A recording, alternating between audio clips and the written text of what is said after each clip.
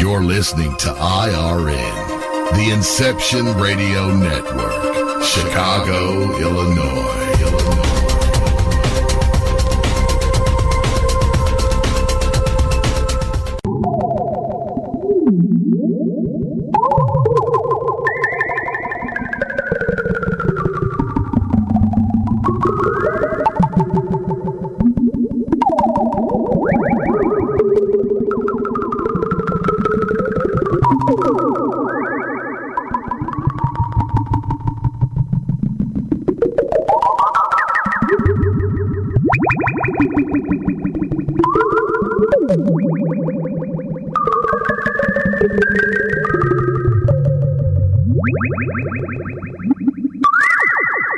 And now, Future Theater with Bill and Nancy Birnes on the Inception Radio Network.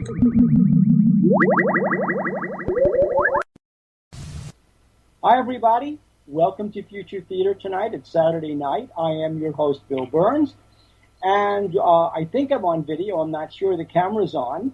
Nancy is hard at work on the novel in the studio, so she will not be joining us tonight. And but our guests tonight are going to be Richard Smith, who's done a lot of research into the story of John Ford and the whole Long Island UFO crash, alleged UFO crash, rumored UFO crash over Brookhaven National Laboratories. It was in Parkhaven. It was in a park right near Brookhaven, and we covered this on UFO Hunters. We actually broadcast some of the video footage of the recovery that night when the fire department was out there. And so for us, that was a phenomenal episode. Alfred Lemberg will be joining us too at 6:30 because this whole issue of John Ford and what happened to John Ford and why John Ford is institutionalized now because of the powers that be in Suffolk County and in the township of Brookhaven and all those politicos having been told straight out. And I know this, by the way, because I was told this by Chuck LaSalle, who was the fire chief over Brookhaven National Lab, that if they were told by higher-ups, and by higher-ups read your friendly three-letter agency that keeps us safe in our beds at night, if they were told that, then they would flatly deny that such a craft ever existed.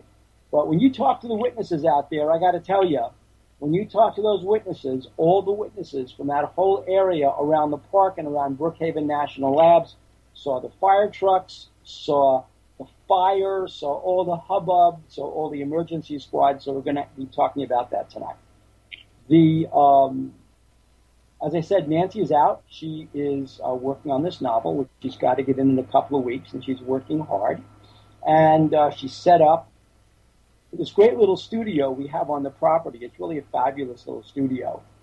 And it was a storage room until she organized it, and now it is a phenomenal writing office. So I'm looking forward to seeing what this novel will be. Meanwhile, what I'm doing is I am hard at work on two things at the moment. One is, well, the novel she's writing, by the way, is Nero Blaze.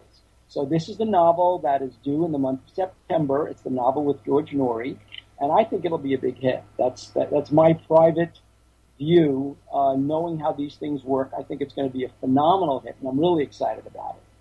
What I'm doing at this moment, not at this very moment I'm on the air, but at this moment, as soon as I'm off the air, is I'm going back to this horrendous copy edit. I got to tell you, there's a whole new world of copy editing in professional publishing right now. I'm copy editing the manuscript for UFO Hunters Book 1. That's the book tie-in to the first season of UFO Hunters on History Channel. And I have to tell you, this is... it's a Microsoft Word. The manuscript came back to me in Microsoft Word, of course. It's what I wrote it in. But instead of a bound manuscript, printed manuscript coming back with all these little Post-it sticky notes attached, which have the editor's comments, author, you're a moron, author, what you said here doesn't jive with what you said here, please fix.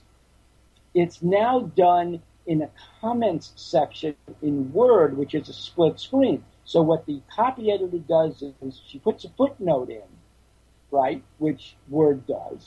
And then when you click on the footnote, the screen splits. It's a double window. And you go down to the footnote, which is for comment. And the footnote comments and the footnote numbers are linked to each other. So click one, get the other. Click the other, get the one. That's great when you get used to it. But until you get used to it, it is hell to walk through. Because if you make a mistake, you're on the wrong screen. You've suddenly changed the manuscript, which, by the way, when it's in for copy edit, you don't rewrite when it's in for copy edit. You fix what the copy editor specifically tells you to fix, or just say, no, I'm not going to fix it. I like it the way it is. And really, that's how that's done. It is, I have to tell you, a nightmare. So that's what I'm doing now. And it's all very exciting, and I'm looking forward to turning this in right after Labor Day. And then I've got to go back to working with two people, Richard Lertzman, on the book Dr. Feelgood about Max Jacobson, which is going to be published next year, and the book that I'm working on with Jim Sanders, which is basically, I don't know what the title is going to be, whether it's The Exception or The Growth of the National Security State. Not the same thing Richard Dolan is talking about. Richard Dolan's premise in his book, actually his books, and they're going to be a 3-volume set, UFOs and the Growth of the National Security State, is that somehow tracking the internal government documents, the internal backing and forthing from 1947 all the way to 2012, there's evidence in a lot of different government agencies on how the government evolved from to be a national security state. Lack of transparency, keeping secrets, national security is the utmost, everything else is secondary to national security. That's that premise. Jim Sanders' premise, and if you know Jim Sanders, he wrote The Men We Left Behind, The Soldiers of Misfortune, and the downing of TWA Flight 800. His premise is that for a variety of reasons, one of which was that FDR was a communist, which I don't agree with, but nevertheless, that's his premise, that the United States slowly evolved from the beginnings of World War II, actually before we declared war on Japan or before the bombing of Pearl Harbor, that the United States was evolving into something other than a republic. I mean, a republic, as opposed to a monarchy, as opposed to a national security state, which let's just say is Russia and the People's Republic of China, is a state that is not transparent in its dealings. And what that really means is a republic is basically two words, res publica. And the res part of res publica is res is a property. In law, when you're dealing with the state law, in court, the estate will be referred to as a res, a thing, an object that is to be the subject of litigation or probate or whatever. It is a thing of the people, res publica, an object of the people. That is what the country is. A monarchy is everything is royal. It's owned by the sovereign. It's owned by the king or the queen. A national security state is a relatively new phenomenon after World War II, where it is no longer the property of the people. It is the property of itself. Its highest and best function is maintaining its own security, not maintaining its presence for the people. And so that is the context of Jim Sanders' forthcoming book about how the United States became a national security state, not because of World War II and not because of UFOs. He's saying that it became a national security state because there was an attempt to form a one-world government between the West and the communist governments, and that the United States ultimately suffered for that. As I said, that's not what I ascribe to, but it's certainly the premise of Jim's book, and Jim has a lot of evidence to back it up, and we'll just see how that evidence flies when it gets into the public. Anyway, those are the two books that I'm working on. happen after that. I've got a book with George Norrie on Talktown, which is the growth of the interactive talk media, right? Call-in radio, the Rush Limbaughs, the Glenn Becks, the Laura Ingrams, you name it, the Air Americas, and how that influenced, how that medium of radio, and then secondarily television, but it's really how the medium of radio influenced vast numbers of society, what people saw in that growth. And obviously George is the center of that book, because of course every single night in the tradition of Art Bell, in the tradition of Long John Nebel, George is talking about arcane, paranormal things, alternative things, and it becomes a space where listeners can call in and talk. And it's how that space grew, but even more important than that, it is how that interaction between a talk show, between a host and the host's audience, actually creates its own village. Even though it may be a village of 1 million people, it's a village linked by the subject matter of that particular show and linked to the various themes of that show and how the audience is affected by what's being talked about and how the show itself is being affected by the audience. So my aim, which may not be the publisher's aim, but my aim, is to focus this particular show, this particular book, on this whole notion of the 2012 election. Because it's not just that the stakes are so high. They're high in every election, okay?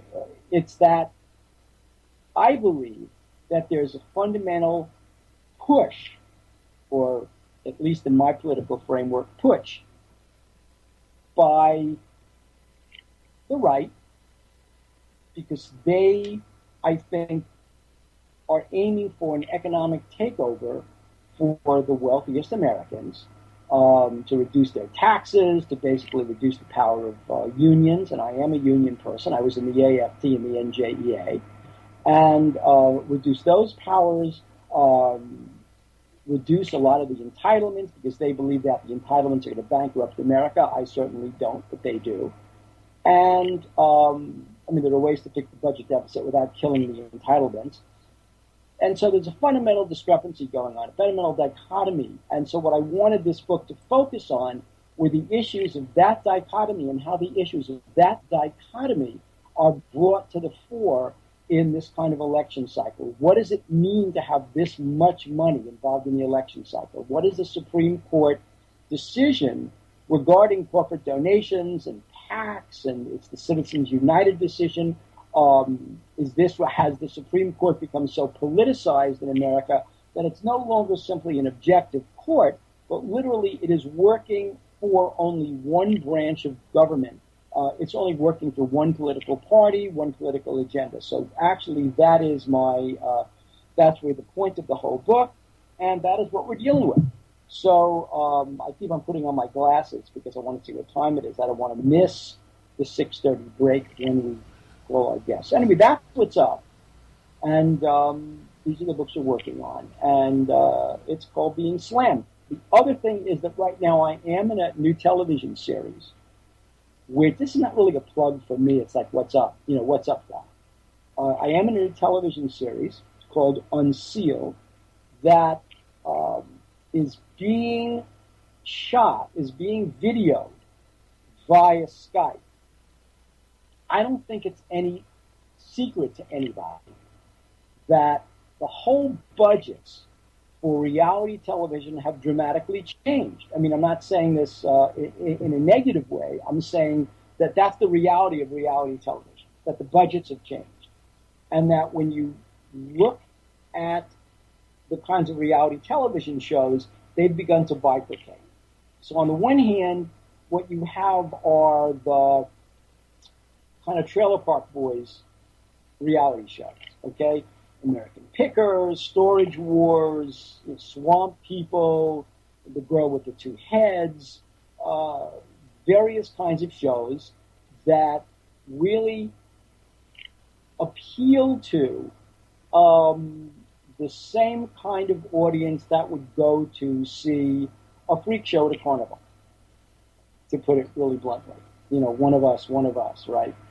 And the movie Freaks in the 1930s. And so you've got that audience, and in its own way, it's a fun audience. Let's see the people fight, Real Housewives of wherever. And you see them fight, you see them scream, turn tables over, and of course, you're doing it for camera. Because if you want to stay in the reality series and get your check every other week, then you have to be dramatic on camera. And you've got segment producers really pushing it one way, pushing it the other way. The segment producers have their characters. And so what you see are ways to create conflict.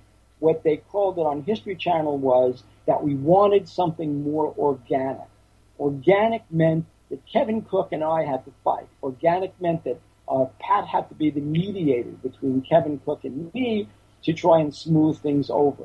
Didn't work out that way, but that's what the premise was of that particular organic nature of the show in season 3, as opposed to season 2 in UFO Hunters, in which was my favorite season, in which you had 3 separate paths, one path for each of the 3 people that were being featured. Ted's path was the science path.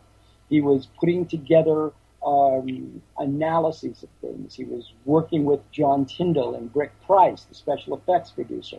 He was working in season 1 with Dr. Iyengar, Sam Iyengar, analyzing the soils from Maury Island up in Oregon, the state of Washington, near Tacoma. So that's the kind of stuff he was doing. And the premise of all this was that you had 3 separate paths. Pat would go underground. Pat would go in the cave. Pat would do whatever. And so these were the kinds of things that he would do. So that was season 2. Season 3, we changed. I had a baby, so we really couldn't do that. But season 3, we changed. So that's the stuff that I'm working on. I'm excited about it. Unsealed, this particular television show, which is done, I think, mainly on Skype, starts, I want to say, September 12th. And it's not on any particular cable channel. It is in syndication. What syndication means is that there is somebody called a syndicator. And a syndicator is a company like King Features is a syndicate. What they do is they will take a television show and they will sell it or barter it out to various local channels. And the local channels will either pay them for the show, or what they will do is they will give them ad space during that half hour or hour, however long each episode is. They'll give them ad space. So the syndicator will go out and sell its ad space to one of the major car companies, right? And the major car companies would say, in the Philadelphia area, go to blank, blank, blank.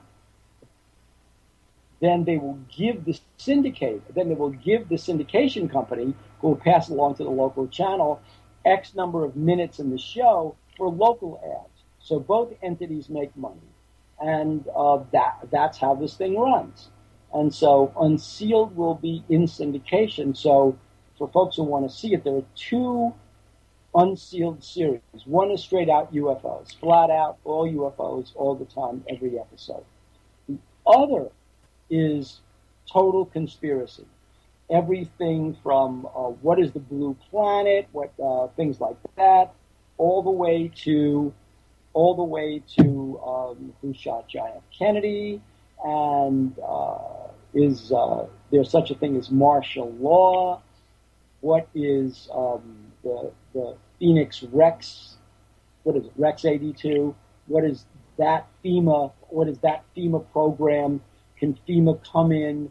And when FEMA comes in, can it basically take away all your constitutional rights, et cetera, et cetera, et cetera? Those are the 2 series. So we'll see how they do. And I'm filming it actually now. I've been filming it most of the summer so far. going into the fall, so we'll see what they do. And Hey, Bill, it's Jamie. You there? I'm here. A couple people in chat were asking about UFO Mag. Is there a new issue coming out soon? Yeah. Our advertising director died. This is one of the things. So he died. And there are two things going on. One, the answer is yes, Virginia, there is a UFO magazine, and it will be coming out for all the folks in chat. It's not coming out tomorrow because two things. One, Nancy is really tied up with doing this novel. She's got to get it in, and then she's going to jump right to the magazine. The magazine is basically done in terms of copy. What we don't have magazines, and I'll tell you what, is the advertising. And the reason we don't have it is that the advertising director died. Jay died. It's very sad. We love Jay. I have a lot of Jay stories we can talk about, but he died. And we are still waiting, even though issue 159 is kind of tapped foot, we're still waiting for a couple. One, we have to get the reconciliation from issue 158. It's very important because that's what pays for the printing. And then we also have to get the ads for issue 159 because people have committed to ads for that issue, and we don't know what they are for the most part. I mean, we're just not sure. I mean, we have kind of a proto-bank of ads, but there are other ads that are floating around that are probably still there. So the folks at PubRec are putting together the company in the wake of poor Jay's death, and when we get that, we'll be able to pump the issue out real quick, go on press, pump it out, and pump the others out in quick succession because we want to get our issues in for this year. So don't fret. It will come out, and if people are really more current subscribers or UFO starved and are screaming, then what I'm doing is I'm sending out some back issues to keep people interested and give them some good reading while they wait for the next issue. Jay was our advertising director, was really an incredible guy. I mean, in the very beginning when we were, when the motion picture company had purchased magazine from Vicky Ecker, Vicky and Don and Sherry, basically had equity positions. When they did that, there was a real decision about who's going to be the advertising rep, because Jay was the advertising rep for many years. So we all went up to visit Jay, and it was such a shocker. He lived up in Malibu, right on a Pacific Coast Highway, California, I think California Route 1, but right on the water, right? But for folks who know that area, this is a real throwback to the 1970s and 80s. And Jay had done, I think he'd done ads not for Playboy, but for Hustler, Larry Flint, people like that.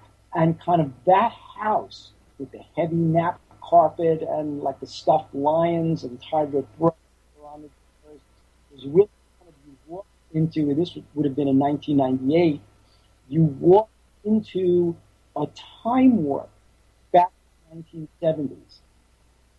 And Jay was a real old-fashioned magazine guy.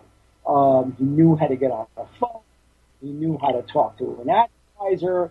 He knew how to scuff down his head and make that collection and make people really be excited about the publication they were doing. And so we mourn Jay's passing because he really was kind of an icon of an earlier era in a print magazine advertising. But as folks know, the whole magazine world is changing. From magazines, you're going to zines, you're getting into the situation where magazines are digital, not print. You see some of the larger magazines, you see these larger magazines very gradually shrinking and shrinking and shrinking to the point where there are only a couple of pages these days. And so that's really what's going on in the world of magazines. So we hope it's going to be around forever. That's our plan, and always giving you some of the best in UFO stories. So with that, we are 5 minutes up. So Jamie, do you have contacts for Alfred Lemberg as well as Richard Smith? Yes, I do. Great. So in 5 minutes, any questions from chat? Jamie, you can read them off if we have any comments from chat. No comments yet. Just there's somewhat of a bandwidth issue going in and out, but I think it's good now. Okay.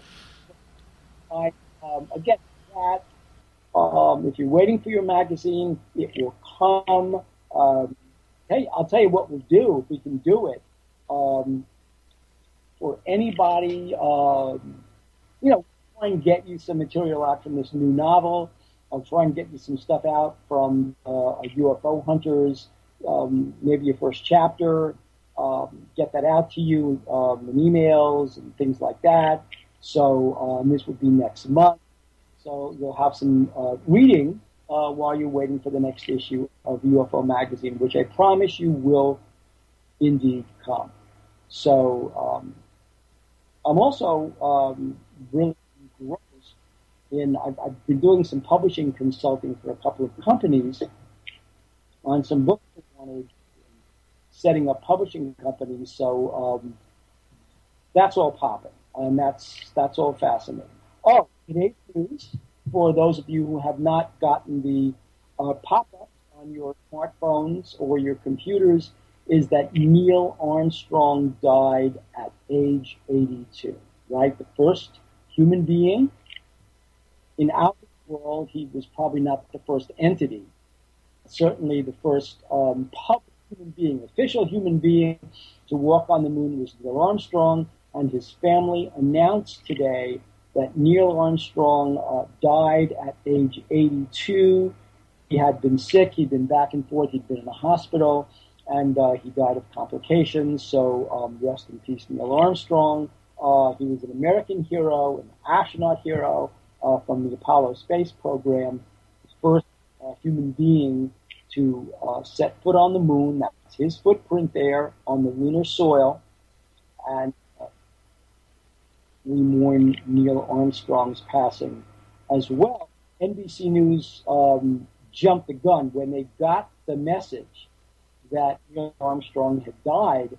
What they posted was that Neil Young, the member of Crosby, Stills, Nash and Young, Neil Young, and then changed it, not caused a little flurry in the Twitterverse, but that's a big change. But it is true, Neil Armstrong is dead. We mourn his passing, and we were having Something Strange is on the Moon episode in Unsealed, which is coming up later on this fall. And that's one of the things we talked about. What there, and everybody's opinion, why was there a 2-minute break in Neil Armstrong's transmission? There was a 2-minute break. And of course, the NASA communications director, Maurice Chatelain, said that what Neil Armstrong was talking about in that 2 minutes was the fact that there were extraterrestrials on the moon. That's, again, moon landing, what's really going on the moon, conspiracies, that in those 2 minutes, Chatelain said, Neil was talking about UFOs on the moon. And so NASA switched to another frequency because it was too long, especially when Jim Lovell was talking about a Santa Claus shadowing him in space, in that space capsule. NASA decided, why we can't have all these astronauts up there talking about UFOs. Too many UFOs surveilling our spacecraft, sick and tired.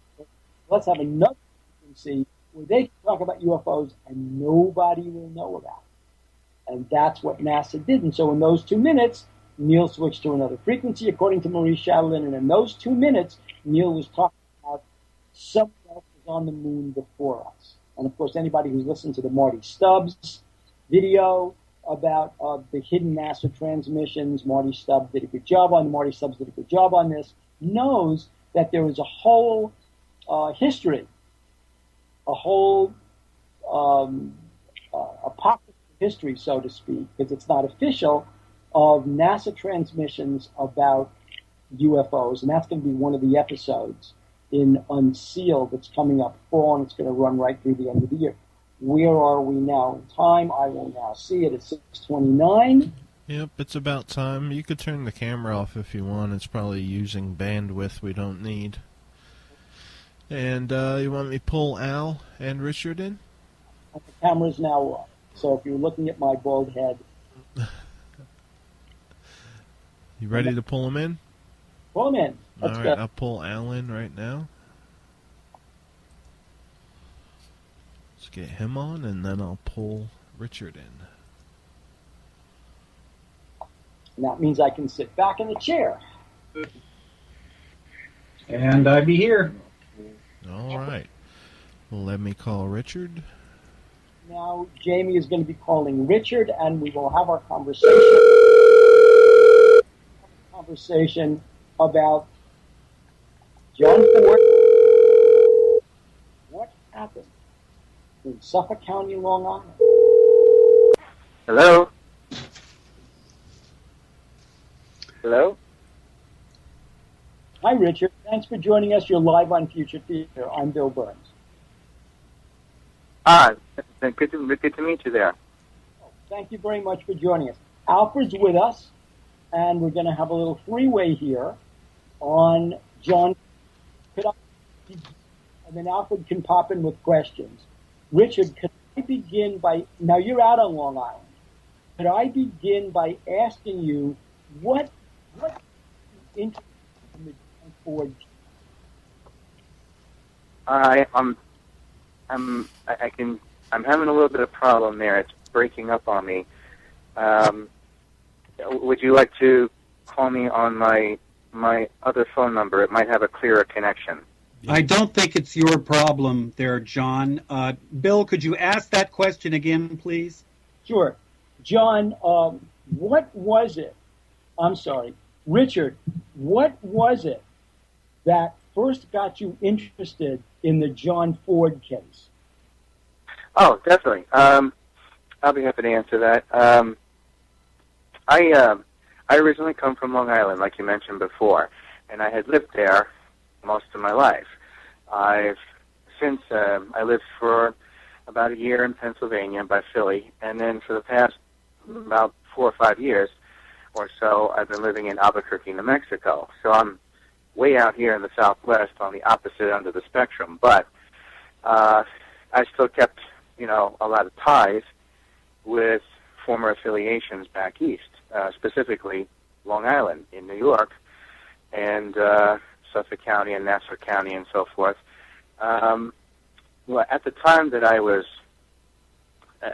this all went down in 1996, I was still living on Long Island, and of course, it was because I was still going to college there, and I remember the news reports that came about, mostly coming from News 12 Long Island, who I used to have a lot of respect for up until the John Ford case came to light, in which case News 12 and every other electronic media outlet of the time, mind you, this is pre-internet, okay?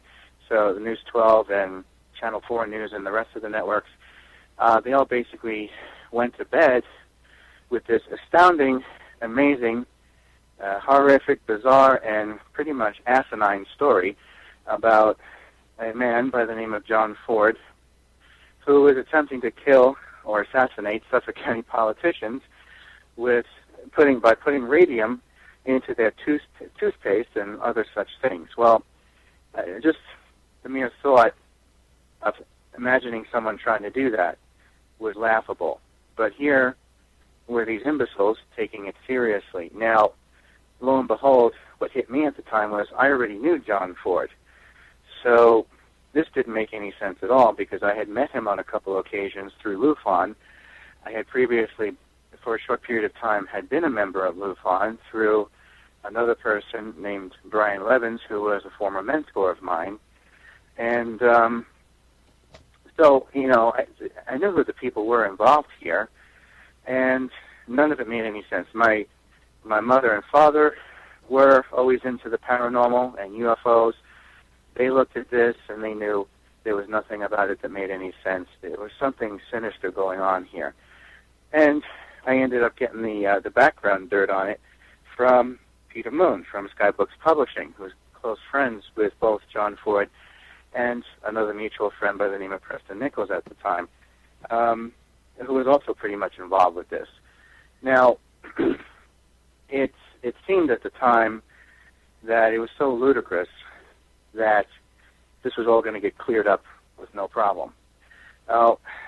Nobody seemed to realize just how nasty, vicious, inhuman, and corrupt Suffolk County politicians are, and that there really was an axe to grind here against the Long Island UFO Network for getting too close to uncovering evidence of a UFO crash in South Haven Park, while simultaneously also getting too close to the illegal and illegitimate toxic waste dumping that was taking place throughout Suffolk County, including South Haven Park. So you have two things that are colliding with each other at the same time. And I had discussions at the time, back in the mid to late 90s, with Peter Moon about what was going on with John Ford. And then, of course, you know, at the age I was at the time, I mean, you're talking 16 years ago, you know, you're just in a naive state of mind thinking, okay, he's got a lawyer, this will get cleared up, and it's ridiculous, and, you know, it's done. Well, as time went on, I started finding out from Peter Moon during those first early years that he wasn't going to get off so quick, and this was the shocking part. And then, of course, you know, through just different paths you take in life, you end up forgetting about stuff like that. It falls into the background, and all of a sudden, you know, there you go about life, and you completely forget about someone like John Ford, or anyone for that matter. And so what happened was, now many years have gone by, and February of this year, 2012, I get a phone call out of the blue from a longtime good friend of mine, George Dixon, who has also been friends with Peter Moon for a long time, knew John Ford for a very long time, was involved with the case from the beginning and the background info. George Dixon, very kind, wonderful person. He gives me a call. He says, Rick, he says, look, he says, for one thing, he says, I am not in good health. He says, I can no longer keep up with this anymore. He says, I just don't have the strength for it. He says, but I've done a ton of research on it. And he says, would you be willing to come on board and help us with what's going on with John Ford? And all of a sudden, it's like 16 years of history came flooding back, and I'm like, what the hell do you mean, John Ford? I thought he was out years ago. And George Dixon is like, no. He's been in there for 16 years. And my jaw hit the floor, and at that point, I had tears welling up in my eye, because it was just actually that easy to forget about the whole thing for 16 years until it was thrown back in my face again.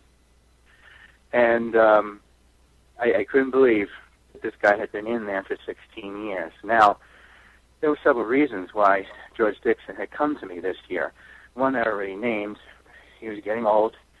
He was, for the past 10 years, he had been existing on borrowed time anyway. It was wearing him down.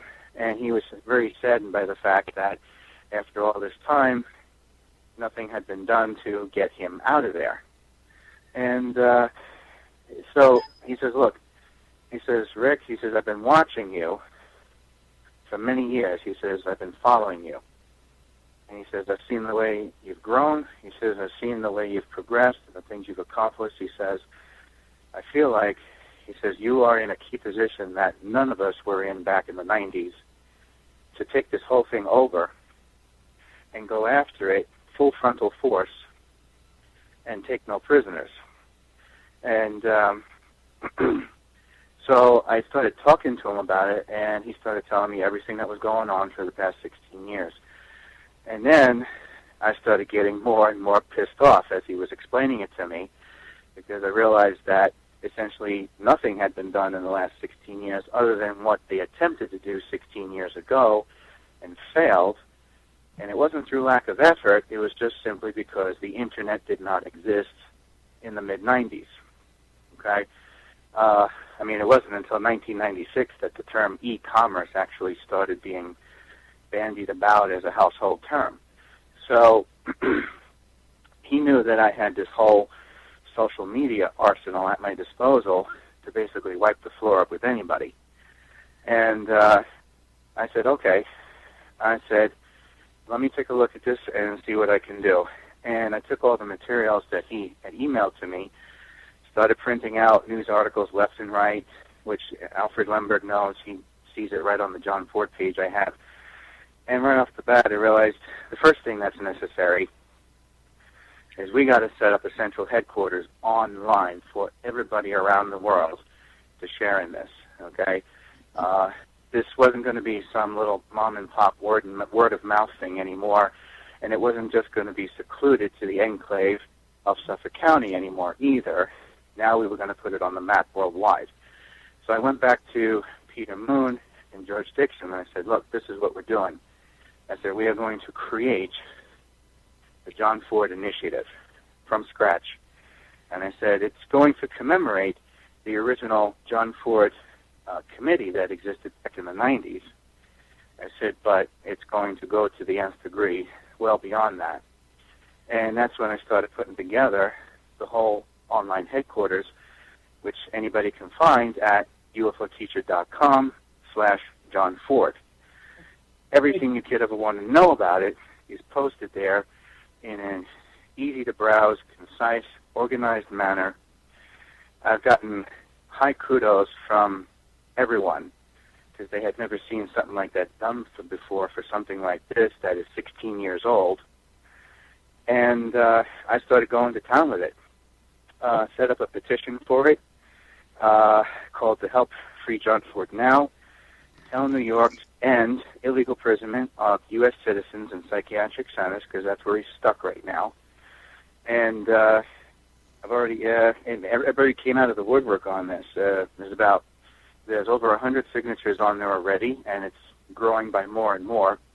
And you should see the amazing comments that are on there from people as far away as Australia. Okay.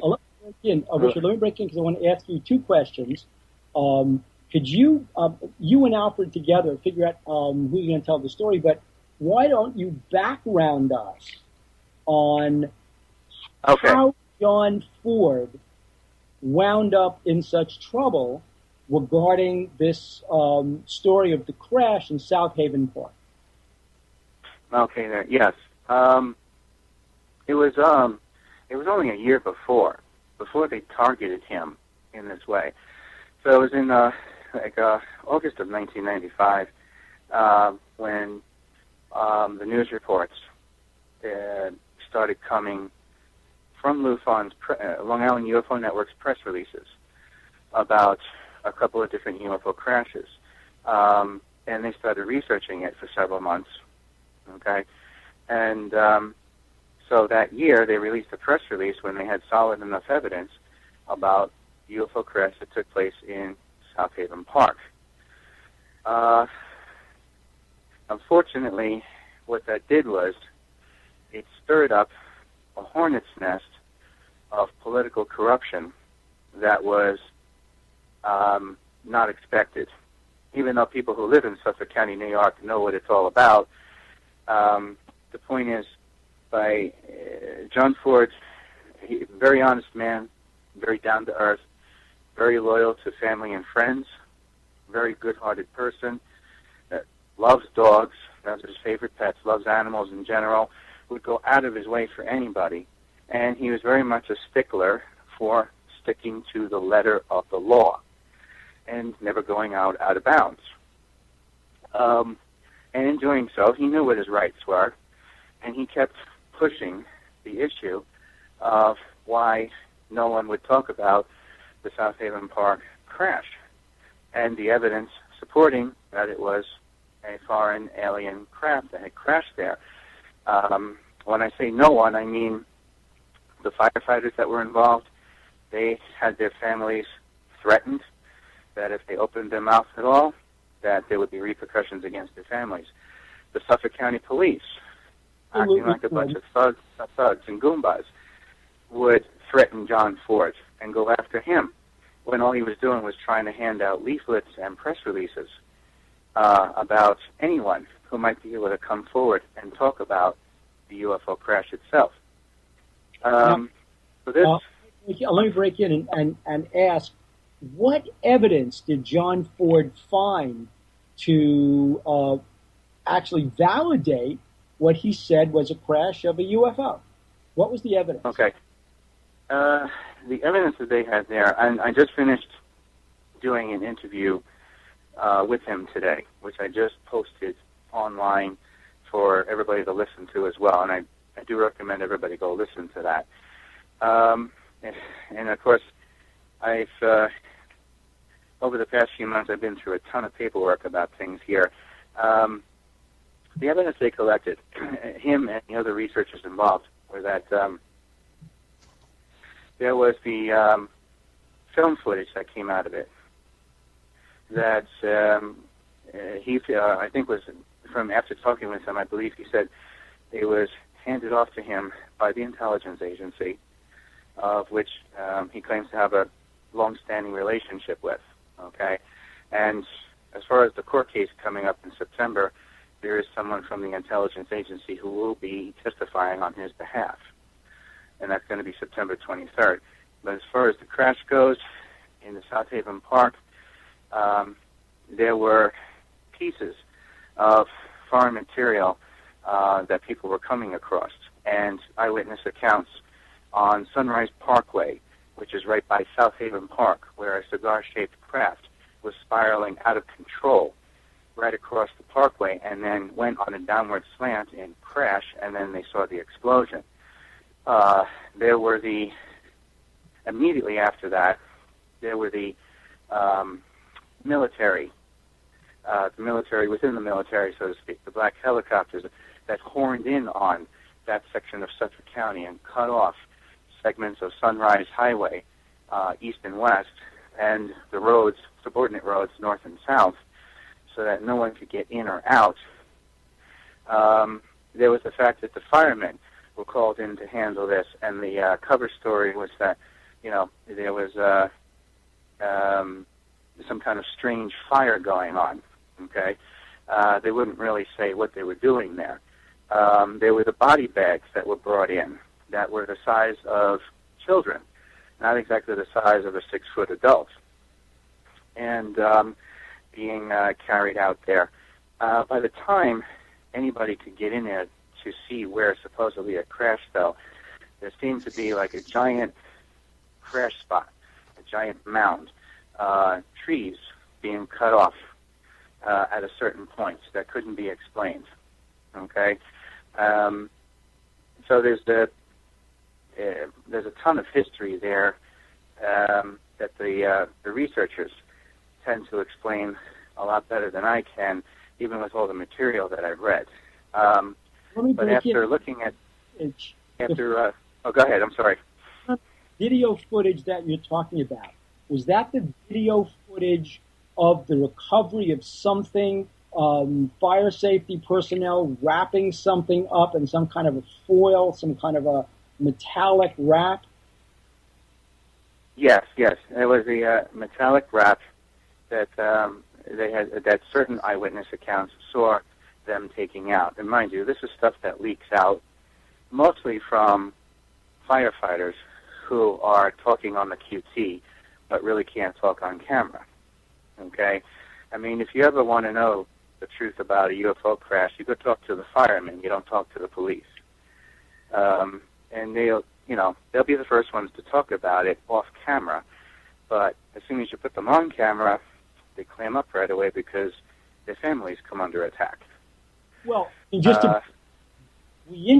didn't they do exactly that with you, Bill, when you looked into this? Yes, absolutely. We went to Brookhaven National Lab. One of the issues is that was fire apparatus from Brookhaven National Labs present at South Haven Park that night. We interviewed witnesses that said they saw Brookhaven National Laboratory fire apparatus, fire trucks there.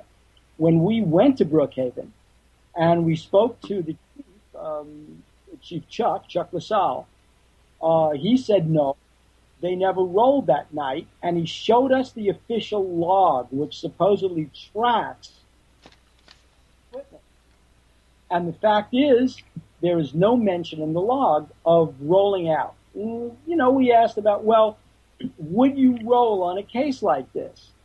And he said, well, we don't leave Brookhaven unless we are called for it. It's an emergency, and it's kind of mutual support. We're supporting another fire company, and we have to do that because the other fire company is tied up. Well, ask Chuck LaSalle, and this is on camera. We asked him, Chuck, if you were told that what you did that night in November, or I forget the month, but that night, never happened, would you tell us I can't talk about it, or would you tell us it never happened? And with a very straight face, Chuck LaSalle said, I would say it never happened. Okay. Yeah.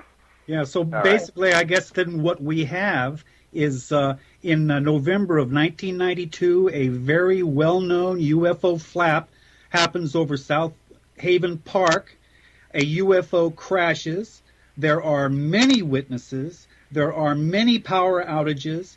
There is site damage visible to this day and evidence of a road that Bill investigated built to what could be the crash site and a definite military presence. And then, as Bill mentioned, we have that great big fire on which no one will admit they rolled. Exactly. It's called cooking the books. You have two sets of books, all right? Two sets of ledger books. One that gives you the real numbers, and one that gives you the fake numbers. And so that's basically what's happening here. And for Brookhaven, for any part of Brookhaven to say that they're not involved is ludicrous, because even Brookhaven National Labs was involved to the point of the night that they used an illegal search and arrest seizure on John Ford's property and went after him in June of 1996. They had the same woman, the same exact woman from Brookhaven National Labs, who John Ford would talk to and contact on many occasions just to have friendly discussion about UFOs and what may or may not be going on at Brookhaven National Labs. That same woman was called in that night by the police at midnight to identify what was classified as radium and to identify John Ford as the person that she spoke to. So you're talking about a scenario here where people were very carefully looking at all the details and figuring out how to set up a very nasty sting operation against an innocent man. Well, now, let me break in again. It was one of the theories about this crash is that Brookhaven National Labs, on the one hand, they had a collider, an atom collider, which we all know they do. They admitted that they did. And we were asking them about that atom collider, and could that have in any way been responsible for interfering with the navigation system of a craft to bring it down? And of course, their public relations guy, the guy in charge of the atom collider, said absolutely not. It's shielded by incredible amounts of electromagnetic coils that would keep particle radiation from escaping. But the other issue is high energy lasers. And we were comparing what was going on at Brookhaven National Laboratory with what was going on at Lawrence Livermore, what was going on out in California. And of course, Livermore, years later, admitted to bring down to either destroying a satellite or disrupting painting a plane a target with high energy lasers, to the point where you knew they were then experimenting with either wave or particle beam weapons for defense purposes. And then, of course, the question is, could that have been going on at Brookhaven National Labs, and would that have so interfered with the whatever navigation system an unconventional craft was using to cause it to crash in South Haven Park, and that was the result of a really highly classified retrieval operation? What are your thoughts on that?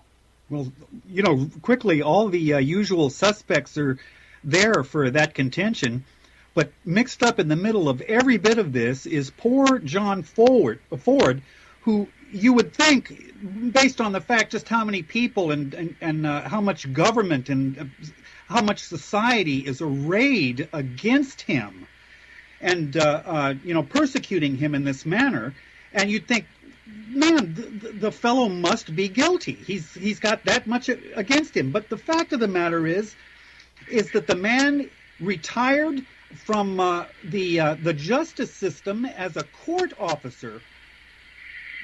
I think we're having a problem with the with the sound here. What's going on? Are we, Jamie, having a problem with sound? That sounds better. Yeah, I'm still here with you guys. Started talking, Bill. Okay, so maybe that's. I'm still. Okay. So, but to real quick and dirty, Bill, I just want to say that, he was a court officer. He was respected in his community. He went back to college and got a master's degree, I believe, in political science, and he had every bit of the respect of his community. He just does not fit the profile of the man who is essentially going to try to murder somebody else with a wiffle ball bat. And that's essentially what you're doing when you're trying to kill somebody with radiation, especially the type that he was found to have. I mean, it's just like trying to commit murder with a wiffle ball bat. So the point of the matter is, I just want everybody to realize that John Ford is a real person. He was caught up in investigating a very real UFO happening, and I think all of us listening to this program realize that kind of stuff goes on. So he was doing what he's supposed to do, his God-given right to exercise every right that he had in this United States. But the killer is he was investigating an operation which could bear no investigation, and that was his Waterloo. Well, I just mentioned and just keep reiterating to folks, this guy John Ford was a court officer. So this was not some person coming out from under a rock doing something violent. He knew exactly, as a court officer, what the legalities were and what he would have been doing. So, and here's the deal, that, and again, Richard, chime in on this if I'm wrong, it was that he really wasn't prosecuted. It was a kind of a plea deal. The government, I mean, if this is in fact an attempted murder, okay, which is what the charges were, then if this was an attempted murder, why wasn't he prosecuted by the state, and why were federal officials involved? Why was this a federal investigation for what would have been a state crime? That makes no sense. And right. They gave him kind of a backdoor plea bargain. We'll just say you're insane, and we'll put you in an institution. Well, what had happened there was they basically, at that time in 1996, he was verbally threatened by the district attorney, James Catterson, who was a jackbooted thug to the core. I mean, this is the kind of guy who you wanted dead, okay? So James Catterson brings him in, DA. Mind you, it's the district attorney's office who met in private with the GOP Republican chairman and a few others behind the scenes there to concoct this story.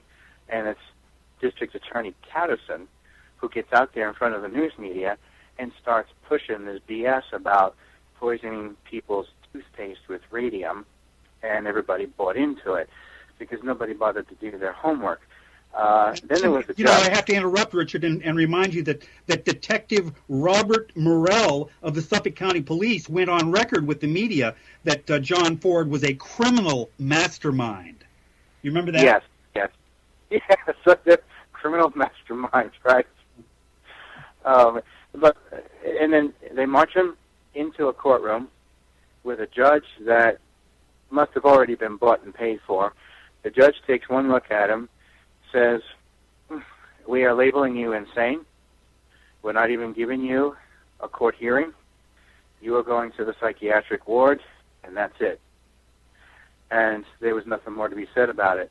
His attorney, his pro bono county attorney, John Rouse, who was a complete waste of time, was also someone who is on the payroll, and it is reported that GOP Chairman John Powell, who was the culprit orchestrating all this, it's been reported that he was seen screaming and yelling and pointing fingers at John Rouse and threatening him verbally, as if to say, if you do anything to defend John Ford the right way, I will destroy your career. What I find hysterical is that recently, 16 years later, John Rouse, who was the original first lawyer, is now the superintendent of highways. So, this is how Suffolk County rewards people who destroy a man's life for 16 years and keep their mouths shut. Okay, let me break it again. I want to ask this. What was the physical evidence that was compiled by the prosecution, assembled by the prosecution, to show that there was actually a crime committed? What was the evidence? Okay. What they referred to as evidence was the stuff that they illegally pulled from his house. For one thing, there was the radium in the back of the pickup truck at his house. Yeah, but of an insignificant type used to calibrate Geiger counters. Yes, exactly. That's what I was going to say. It was harmless. It takes about 40 years to have any effect on a human being. And football bat, remember the thing is that they were using it to, like Alfred said, to test Geiger counters. That was it. It was harmless. And the woman from the Brookhaven National Labs knew that, and she never spoke up and said anything. The second thing was he had a legal and legitimate gun collection. He was an avid gun user. And he had some rifles, he had some pistols, he had permits for all of them. And they went into his house, confiscated the guns, and what they did was, when they brought that evidence before the judge, as if it was really supposed to do anything, they used a false photo of someone else's gun collection. That was not John Ford's collection. And they brought out this photograph of a gun collection that was illegal, and they said, is this your collection? He said, no, those are not my guns. I don't know where that photo came from. So they seized all of his guns and then used a faulty photo to make him look guilty. Third thing was they tried to throw in the idea that, since he's a UFO researcher, this automatically defines him as a homicidal maniac. And at the time, they bought that. They seized all of the UFO records that he had in the house, which, mind you, was, aside from an illegal search warrant, which was 24 hours out of date, okay, they also illegally seized the Long Island UFO Network's UFO records. Now, the Long Island UFO Network was a separate corporate entity. It had nothing to do with John Ford in particular, so they illegally seized a company's records without the proper search warrant or seizure. And the reason they did that was because they wanted to rifle through the UFO records to see if they could find anything to make him look like a murdering maniac who was plotting assassination. As a footnote to that, when they realized that the records they confiscated weren't going to show anything, 2 years later, they went after another associate of Lufon, Steve Iavarone, who is acting executive director, and they broke into his house illegally and seized a whole bunch of boxes and records because they couldn't find what they were looking for to keep John Ford in there.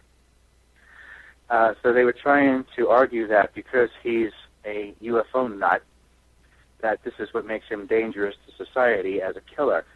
So it's the guns, the radium, the UFO evidence, this is what they used to throw in front of the judge, throw in front of everybody and say, this is a bona fide killer. And let me break in from and that, ask one question. Oh, go ahead. Was radium toothpaste found at the home of the person who was the alleged target? Did they actually find radioactive toothpaste? No, not to my knowledge. I never heard that. Can you confirm that, Richard? No, the only place they found any kind of such material was at John Ford's house, and that was just the radium. That was it. In the back of his pickup outside. So here's the deal. Yes. I mean, unfortunately, there was no real aggressive defense lawyer because, quite frankly, legally, if John Ford took no step, and a step would have been to try to plant the radioactive toothpaste, even if he were only having an ideation, a contemplation of a crime, that's not a crime unless, A, he this is a state crime now, it's not federal, A, he's conspiring with somebody else, and I know there was an informant involved in that. He's conspiring with someone else to plant it, right? That's one. Right. And two, he actually, that would be a conspiracy crime. And two, he actually takes a step. He breaks and enters, he delivers toothpaste, he does some step in furtherance of the crime. Thinking about a crime is not a crime. It's only one half of a crime. It's called the mental state to commit the crime, which is not something that can send you up and get you a conviction unless you take a step to commit the crime. And that step could be a conspiracy. Two like-minded people conspiring to commit a crime is a conspiracy, or two or more. But the thing is, absent the conspiracy, there's not even an attempt. So how did they prove that he had taken a step towards committing a crime? Okay. In association with the fraudulent physical evidence, the night that they set up this sting operation to illegally enter his home and get him,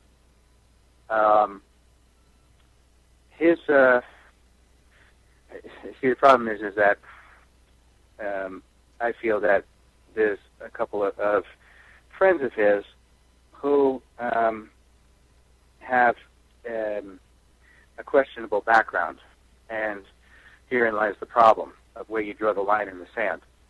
Because that night, his friend, Joseph Pardo, and another mutual friend, John Mazzucchelli, came over to John Ford's house.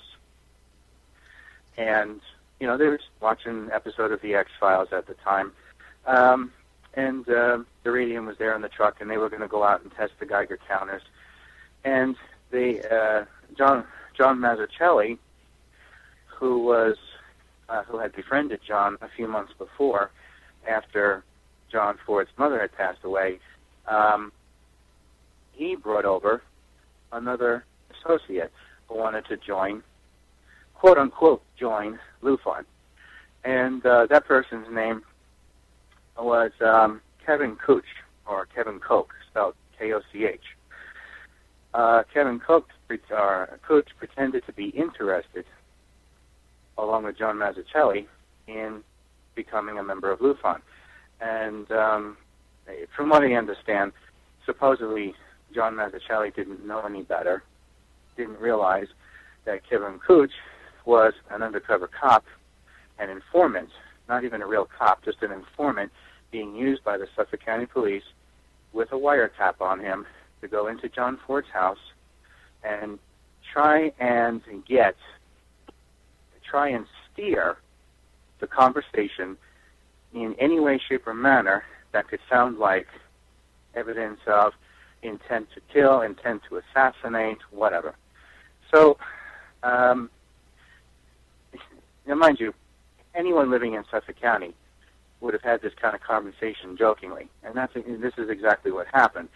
They started joking about how to use the radium, since they were going to test the Geiger counters, how to use it to get rid of politicians in Suffolk County.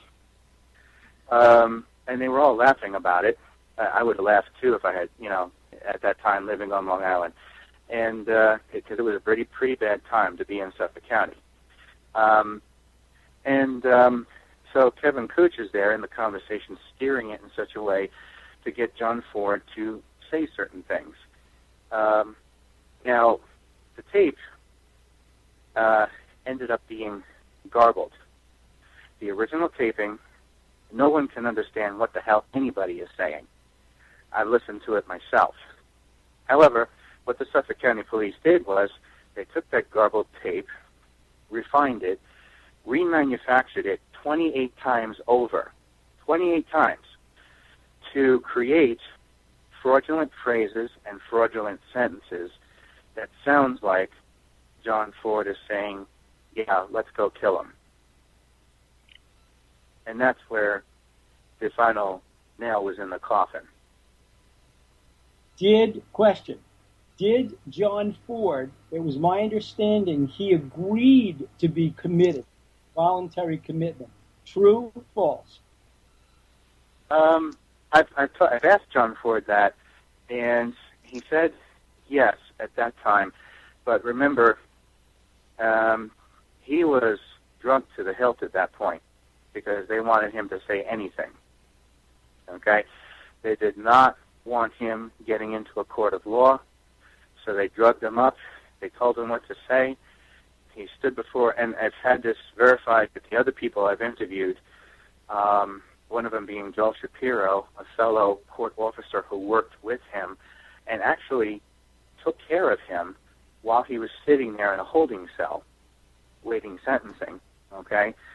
Because all the court officers, they all stick together, and they all knew what was happening here. They had firsthand bird's-eye view of everything that was said in the courtroom and how he was treated.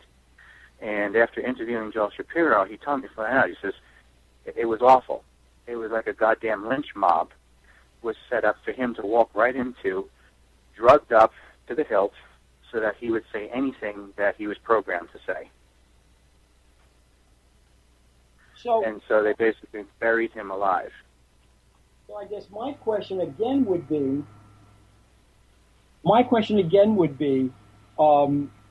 is there any kind of attorney involved, a New York State attorney, obviously a member of the New York State Bar, out on Suffolk County, involved in this, going over the evidence to file a motion, really on a number of grounds. One ground would be, let me just get this one pipe.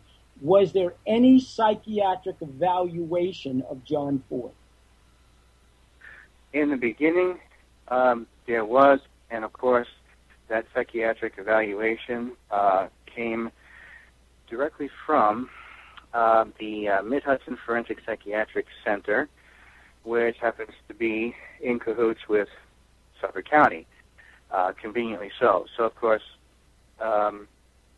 it made him look like he was not of sound mind.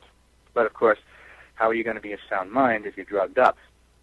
And their excuse for drugging him was they said that he was volatile. He was, I'm trying to think of the right word here, volatile, erratic, he was dangerous. Everything that you would be if you were casually cast away and abused like common swine. He was every bit as angry as I'm sitting here just getting mad as hell myself.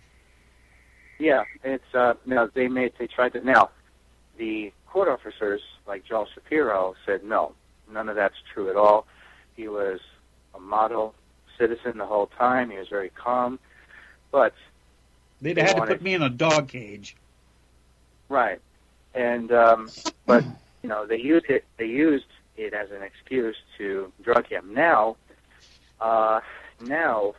this whole thing has been taken over by an excellent criminal attorney by the name of Andrea Rizzoli, and she's very good at what she does. She has key experience in cases just like this. As unique as this situation may seem, she actually has experience with criminal cases that are geared towards the psychiatric nature. Okay? And she knows that Suffolk County doesn't have a leg to stand on, and they are actually very scared of her. And they're very scared of the whole damn thing at this point because they have a losing battle. They really should be when you think about it, huh? I mean, you consider that the entire case against him is entirely off the wall and wacko to begin with because of that bad warrant that you were talking about. I mean, that warrant, ladies and gentlemen, would have gotten O.J. Simpson off, okay? The very suspicious evidence that they managed to cobble together that's, completely, I mean, at this point, it's not evidence. It's non-evidence. That there was a conflict of interest in the people that were doing all the investigating of him, and then you've got to take into account the absolute and proven criminality of his accuser to protect himself from an investigation that he could not bear. Well, I think the issues are these in pursuing a kind of a criminal case here or getting him out. One would be that if he's not in jail, that he's actually in a mental institution, even if it's a mental institution for the criminally insane, which I don't think he is, but if he's in a mental institution, I think step one is undrugged, unmedicated, have an examination by an independent forensic psychiatrist. That's number one. And then two, go back to the various records. I mean, if he's given a psychiatric investigation, while a psychiatric evaluation, rather, when he's medicated, when he's literally medicated, and you've got witnesses saying that medication makes him so drugged out that he really is kind of divorced from reality in a certain way, he's not competent to make decisions on behalf of his own mental health. He's incompetent to stand trial. So that's one.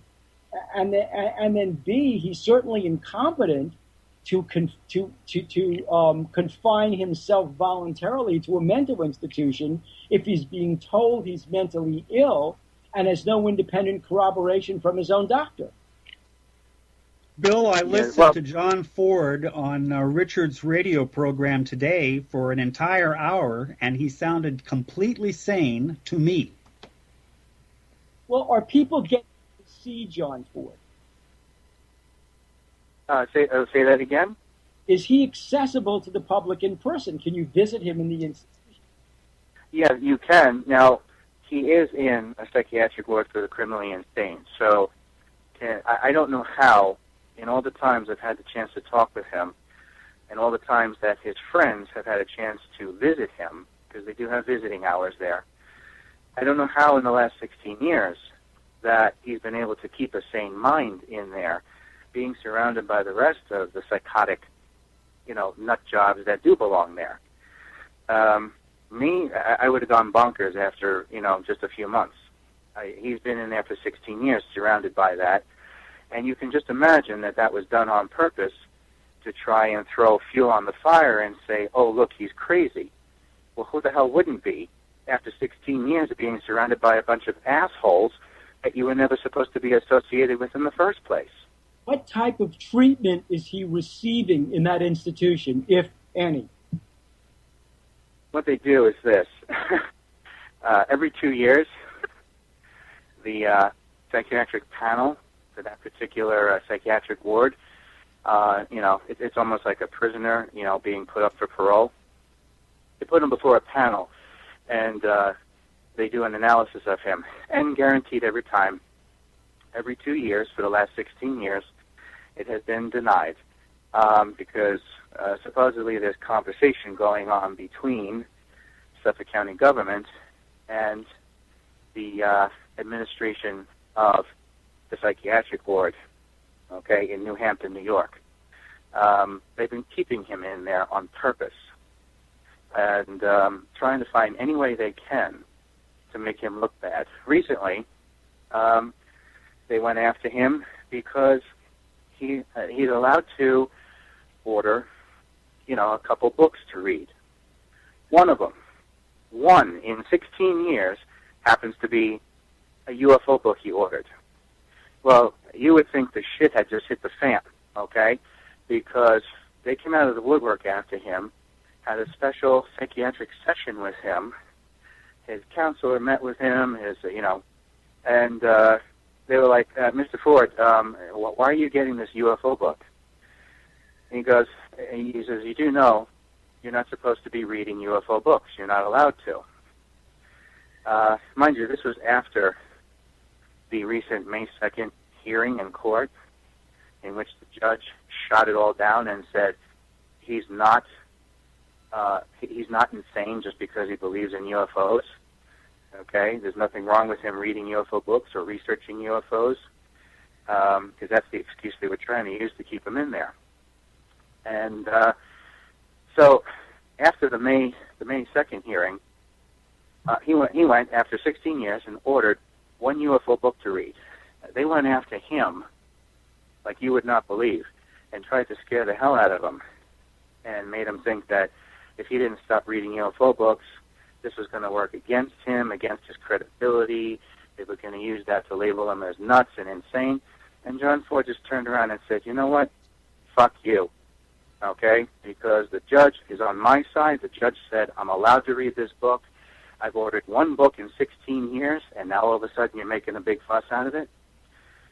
They're running scared, and they're running out of fuel. And they are backed into a corner, and they have no excuse to keep him in there anymore.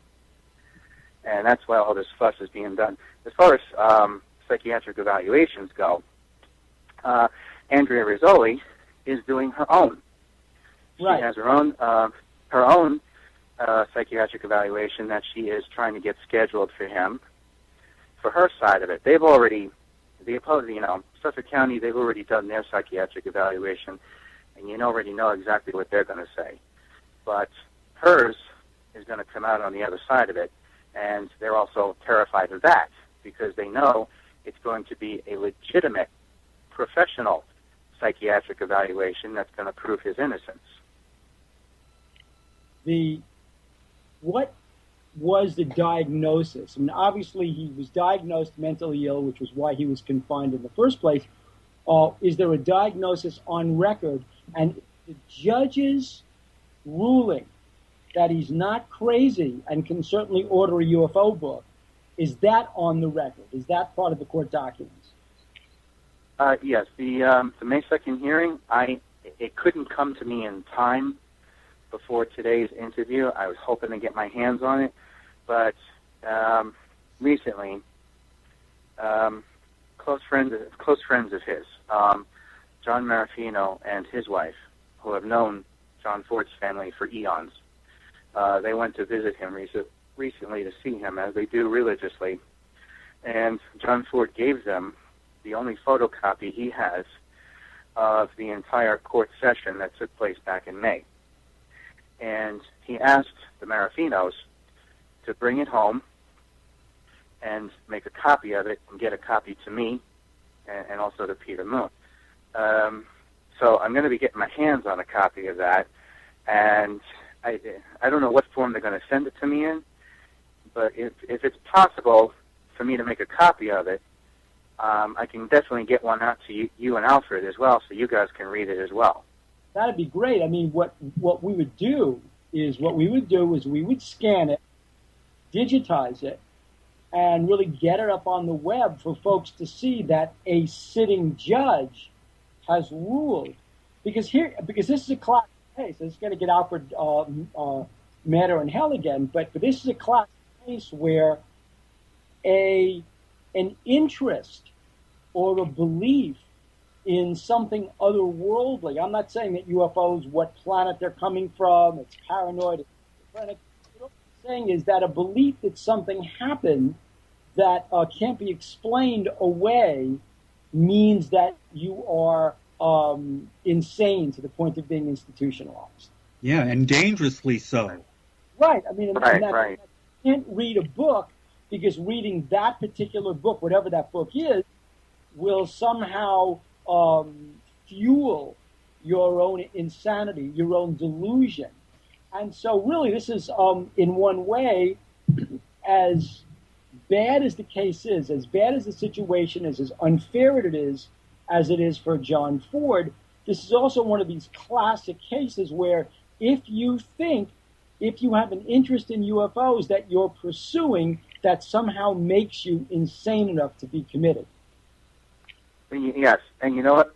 There's something else I want you guys to know about, too. After the May hearing, a couple months back, when the whole fiasco blew up about him renting out one UFO book after 16 years, the counselor that he met with, all right, was very threatening. And John Ford said, and he stood his ground, he said, look, the judge is on my side. He says, you can't be marginalizing me just because I'm reading a UFO book. And guess what the counselor said? Oh, tell me. The counselor looked him right in the face and said, I don't give a flying shit what the judge said. This is what you're dealing with. Was the counselor an MD? This is the type of psychosis that all of Suffolk County is a victim of, okay? He's the the one innocent man. I liken John Ford to Patrick McGowan in The Prisoner, okay? He's the everyman who they're trying to make him think he's crazy, and yet everyone around him is friggin' nuts, okay? So that's, the mental institution he's in, it's like Fort Miriam, Wales, where they filmed the Prisoner series. It's an exact depiction of that, okay? The inmates are running the wacko house, and he's the only sane person in there, and now they're attacking him on the inside to try and frighten the hell out of him, and trying to get him to, slip up or make himself look guilty. So now they're threatening him on the inside by telling him that they don't give a damn what the judge says, as if to say, we're going to get you anyway. Now, is his attorney saying, which obviously she could argue to the court, that he's being harmed inside the institution, that they are actually trying to inculcate a mental disease in this person to frighten him, to keep him in confinement? Yes, and like I said, unfortunately, I just haven't had a chance to get his lawyer on an interview yet because she's been so busy, but I am trying to get her scheduled. She is on top of that. And, it's like it's gotten to the point where if you can think of it, she's already gone after it. And it's just a case of her being, Andrea Rizzoli, being in a, tug of war with the court system and the legal system of the county. Oh, I still hear everybody. Did I drop out on you guys? Can you still hear me? No, I think you're still there, John. Or rather, I'm sorry I keep doing that. Richard. That's what I was searching for. Richard. Okay. Yeah, you guys are all right. Bill might be having some bandwidth issues, but you guys are good. Okay. Can you hear good. me now? Yeah, I can hear you fine now, Bill. Okay, good. So Richard, what were you saying in terms of if there's an angle she's on it? Oh yeah, it's what you had. Now I just slipped my mind. The thing you had just mentioned before, with the way they're trying to manipulate him in there. I mean, he tells her everything, and she's well aware of it. It's not a mystery to her that they're trying to do this to him, and so she's on the ball with all of this. I mean, it's gotten to the point where, if you think of it, she's already on it, and I'm looking forward very much to arranging an interview with her and talking with her directly and getting her, legal angle on this whole thing. John Ford keeps telling her to call me, but she's been so busy that it's been very hard to grab a hold of her. So, and of course, you guys are in different time zones now, so it's not as though you can zip over to her office on Long Island. Yeah. It was like back in April, I had been visiting family in New York, and there was a short window of opportunity to meet with her because she's in New York, but unfortunately, something came up and she had to cancel. So, it's been like hit and miss with things like that. I know, and it's got it has to be frustrating for folks who see this case as a real prosecution against what can the government do. I mean, obviously what was going on at Brookhaven. I mean, just a little background for folks, too, remembering that Brookhaven still has ties to Stony Brook University out there, State University at Stony Brook. And the State University at Stony Brook, that whole area in Suffolk County, Port Jefferson, Stony Brook, that entire area, really is the birthplace of the American clandestine services. Not just during the time of George Washington and the Culper spy ring, but also OSS in World War II, Bill Casey, Wild Bill Donovan, and a lot of the CIA folks in the very beginning came out of there. So this is in the heart of the American clandestine services geographical area. In fact, the Long Island Spy Museum is right there in Melville, the museum that's starting up. So that's on the one hand. And so it's at that place where whatever is going on at Brookhaven, the funding Brookhaven must get from the Department of Defense, from the CIA, maybe even funneled through the State University at Stony Brook, and suddenly this crash happens. They bring down something. And it's the wild and wacky 90s, and the last thing they want are a bunch of MUFON investigators going over the wreckage or going over the crime scene at the park and coming up with evidence. Exactly. And John Ford has made it very clear, beyond a shadow of a doubt, that when he gets out, that he is, he is continuing on with the Long Island UFO Network. And on top of that, he's going to be in the right position to basically sue the living hell out of Suffolk County for every dime that they have. Well, of course, they realize that too, correct? Yes. And we know they realize it. And, the point is, the longer you keep them in there, the higher the lawsuit, So let them out and take your medicine. All the key players, what makes it more viable at this point and makes their position so weak after 16 years is that all the key players are dead at this point, and rightly so. I mean, I would have dragged them into the street and shot them dead in cold blood myself. DA James Catterson, he died not too long ago from cancer, and that's what happens to people who live with lies. It happened to Carl Sagan. It happened to James Catterson. You die from cancer when you live with lies. And then there's GOP Chairman John Powell, who died of a heart attack. And that he was only in his early 50s. Okay, and here he is dropping dead from a heart attack. Why? Because your entire life is filled with criminal behavior and lies. And that's what you get in terms of the cosmic scales of justice. When I was living with my family in Connecticut in the middle 50s, I remember my father telling stories about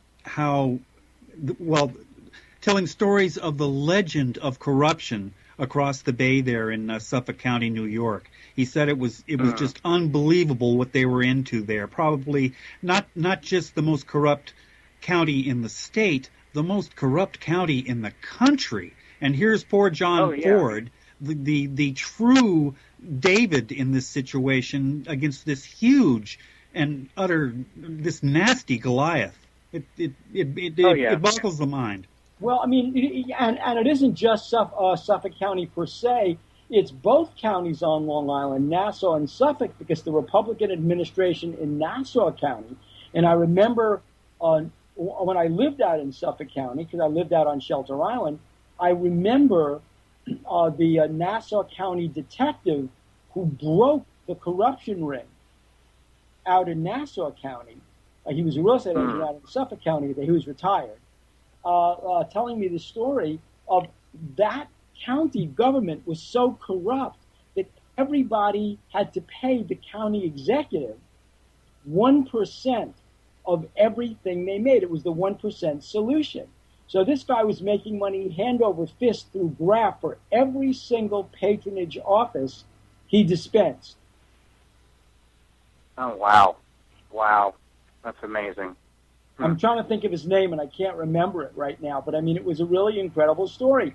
And it's how this cop, who'd known this guy since they were kids, they grew up in the same area around Hempstead and places like that, how from the time they were kids, they were adversaries. This was one rich guy. He was a working-class guy.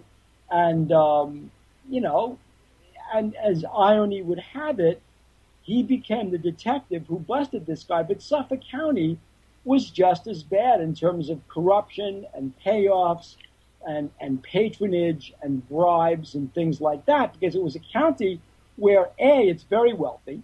You know, you look at some of the areas in Suffolk County, it's astounding. Oh, yeah. But especially out on the two forks, the North Fork and South Fork, and very corrupt. And then you look at, it was kind of the tail end of New York State. You know, people just don't look at that area. They're more concerned with New York City and Albany and places like that. So they get to run there. It's like a medieval fiefdom is what they're running. Right. Exactly. And it's legend, though. I think the point is abundantly made. Right, but I mean, what you then have is, you then have the perfect place where the government can fund various kinds of experiments in and tests of certain kinds of very powerful, very exotic, very futuristic weapons, one of which brings down a UFO. Now what right. do you do? You've got a UFO on your hands, on the ground. Wow, yeah. You realize, you know, that literally falls into your, you know, it's the last thing you want. I mean, just think of it, Alfred and Richard. You know, you're the government. You're testing something. You're not supposedly testing something to communicate with a UFO. You're testing something. A UFO, called a flying saucer, is surveilling your testing. You know, what are these stupid humans up to now that they're going to blow up? What are they up to? So this thing, yes. Right? I mean, yeah. It's surveilling it. And then the next thing it knows, it's brought down.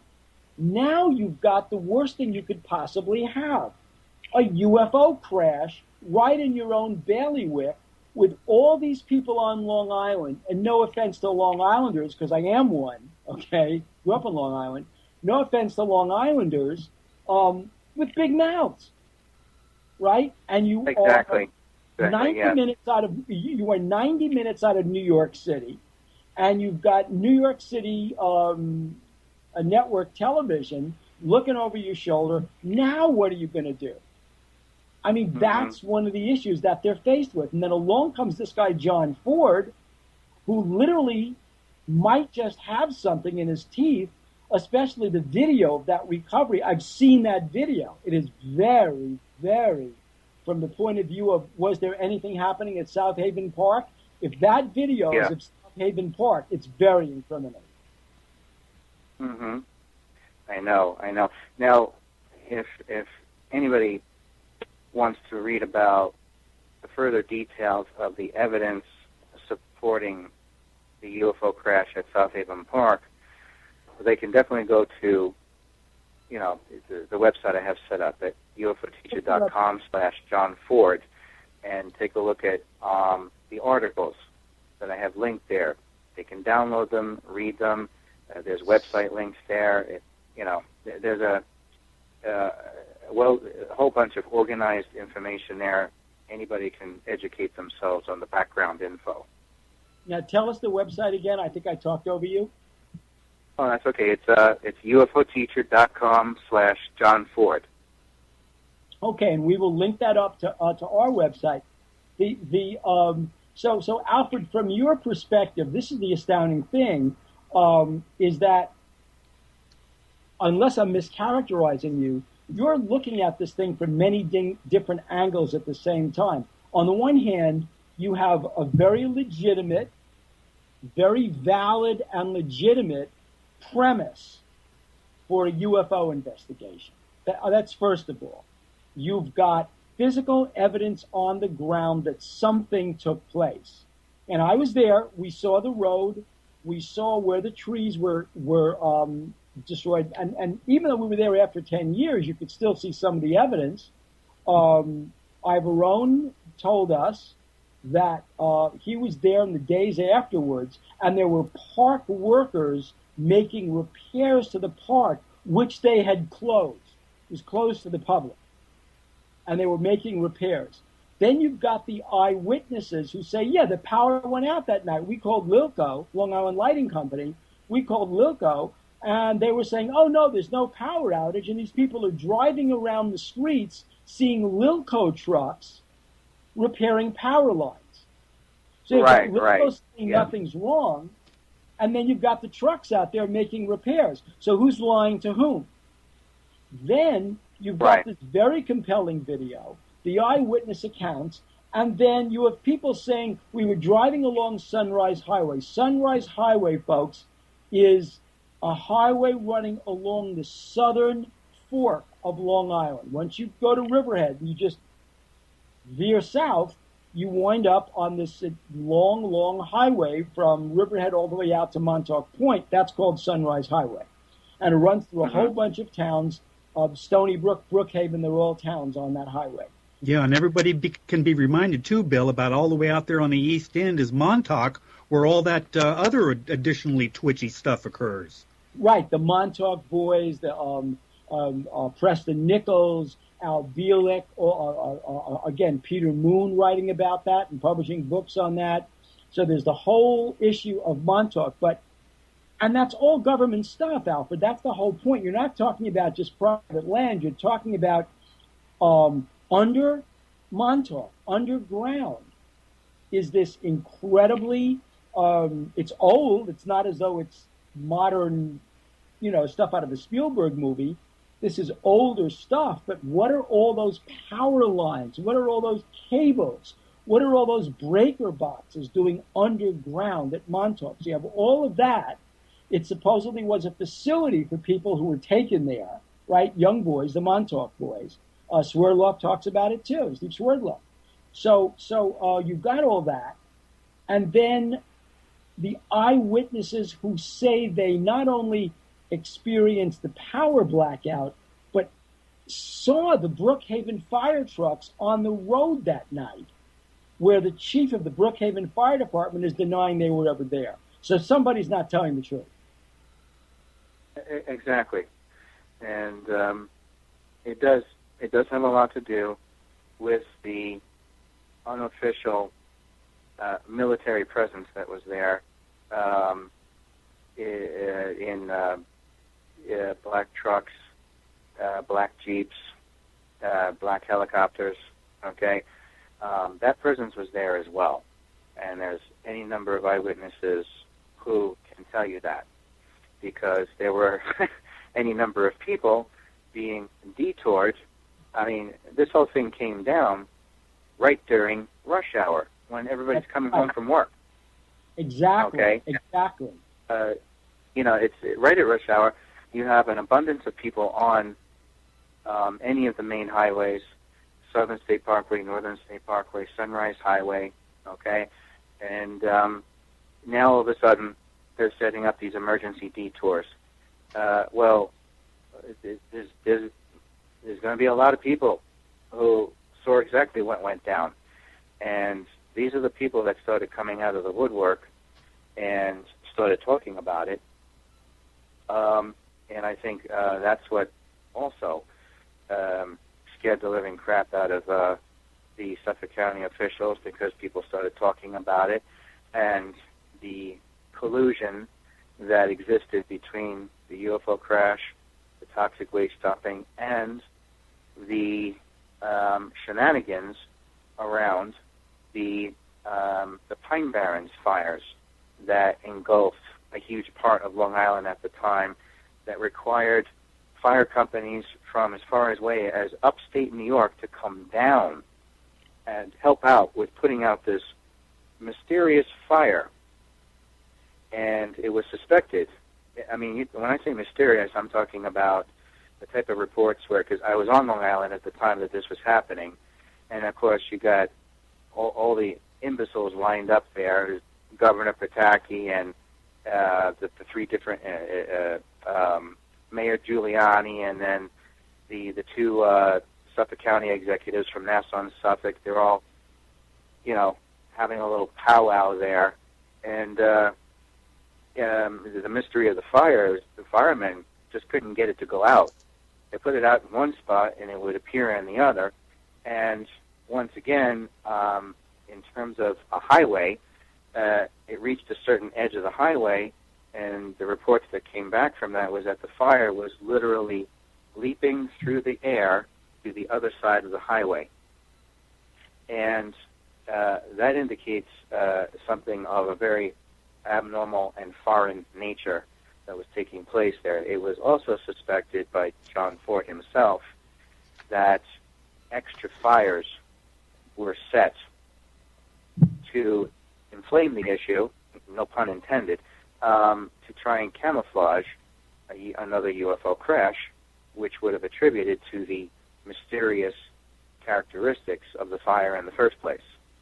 And that's true, Richard. And then the other thing would be that you set other fires to call other departments for mutual aid for the exact purpose of having other fires on record.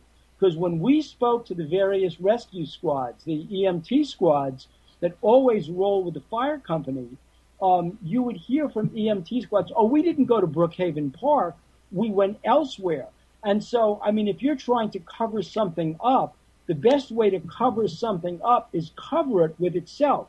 So you start another fire, and you get units to roll, apparatus to roll on that fire with the first aid squads. Then in the record, in the log for that night, and in the radio logs, because you're always getting transmissions back and forth from dispatch, you have other fires. You could point to those fires and say, oh, no, we were mutual aid for that fire. It wasn't in South Haven Park. It was over in, next door. Right. Yeah. So, but there was, aside from the regular fires being planted, the original fire itself was of such an abnormal nature that the firemen just didn't even know what to do with it. Exactly. That's another reason they called the folks from Brookhaven. Because the local fire departments out on Long Island, even back then, were volunteer fire departments. Volunteer fire departments, they're funded by donations, right? The town may pay like town of Southold, town of Patchogue, whatever they are, they may pay the fire departments for service because they don't want to have to rely on something else. They'll get some money from the municipality, but by and large, they raise money through fund. I was on a fire department in Allentown, New Jersey, a rescue squad, and we raised money from fund drives. Taking people to the hospital. Give us $25, and right. So that was that. But they're not equipped to handle these very high-tech, energy-driven fires. But the fire department at Brookhaven would be that equipped because, A, they've got hook and ladder equipment, and very important, and cherry pickers. But B, they're specifically assembled for the kinds of high-duty, heavy-duty electrical fires because of the kinds of equipment at Brookhaven itself. They're the first responders for all we know, hazardous material fires and nuclear fires. So of course they'd be called on mutual aid. Mm-hmm. Right. What's interesting is that it's even though they may not have known how to handle it, it was around that same time, just as a anecdotal supportive evidence, you have the series on TV called Sightings. It was produced by Henry Winkler and hosted by Tim Rice. One of their most outstanding episodes that was aired right around that time frame was the infamous Fire Officer's Guide to Disaster Control. Of course. And second edition, chapter 13. I have an original copy myself that I ordered at the time before they ditched it. And the one guy, the fire chief, Charles Bowen, I think his name was, they interviewed him.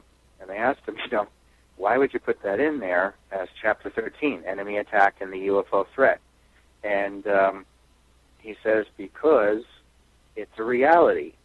And he says, regardless of whether you think it's real or not, he says, eventually a time is going to come when we, meaning firefighters, are going to be called upon to handle a UFO crash. And he says, I felt it was important to put that chapter into the textbook that all firefighters study, okay? And I read the chapter, and it was written in such a matter-of-fact way that anyone who was mentally unstable, who couldn't handle that truth, would have just thrown themselves right out the window. That's how matter-of-fact the chapter was. This would be in the Fawcett and Green book, right? This is the what? This would be in the book by, I want to say, Fawcett wrote this book on referring to that. They referred to it's called, the UFO no, it's a large fire manual. Fire Officer's Guide to Disaster Control. Okay, right. And it's a large white thick textbook with a hardcover. Okay, very well respected book by all firefighters, and they felt that it was important to put out a second edition at the time in the mid to late 90s. That included a chapter 13 called Enemy Attack and the UFO Threat. And he goes into step-by-step detail in that book as to how firefighters handle UFO and alien contamination and all that stuff. And it's just like, where the hell are you getting this information from if there's no such thing as UFOs and aliens? Exactly. That's one of the sterling pieces of evidence that there is some sort of a embryonic plan for dealing with UFO crashes, worse, UFO attacks from extraterrestrials. So it's an astounding chapter to read, because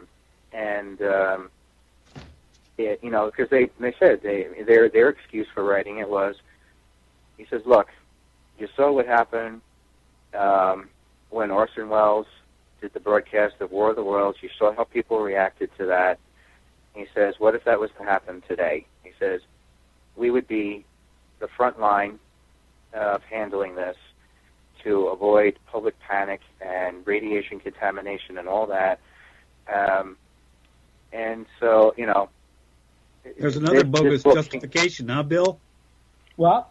There's another bogus justification with regard to that comparison of the Orson Welles things. The Orson Welles thing, that, like that had actually happened the way it's purported to have happened when it did not. Right, exactly. It never happened that way. Even the panic in the streets was manufactured so that the Rand Corporation could talk about panic in the streets. But it absolutely affected the people writing that firefighter's manual, because they referred to that as to, in terms of why they had to be prepared, right, Richard? Exactly, yeah. So if you ever have a chance to try and find the second edition of that book, that chapter 13 is definitely a good read. Right, and the point here is, yes, I mean, the sightings, people made mention of that, but the point here that's very important is somehow people, no matter how much you squelch the secrets you want to keep, is that somehow, somewhere, these little outcroppings take place, which kind of shed a light, right, on what the larger secret is. So a firefighter's manual comes out, which is ostensibly not to say to the world, because it's not meant for the world, oh, UFOs are real, run for the hills. That's not what they're saying.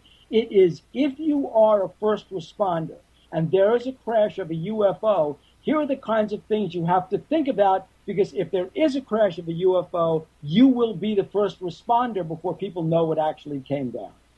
Right? Right, exactly. Yes. Yeah, that's the kind of stuff that drives you crazy, because that's the reality, not the classified stuff, not the cover story that comes out. Yeah, and then here's poor John Ford caught up in all of the middle of this when he is in no way a criminal mastermind. He's an educated man with a good reputation in the community, just a veritable pillar. But then it's got to be remembered that John Ford had some real crust. He was tenacious. He's contentious. He is most certainly tendentious. Okay, and in other words, what I mean by that is he took no crap. I am betting I'd like John Ford.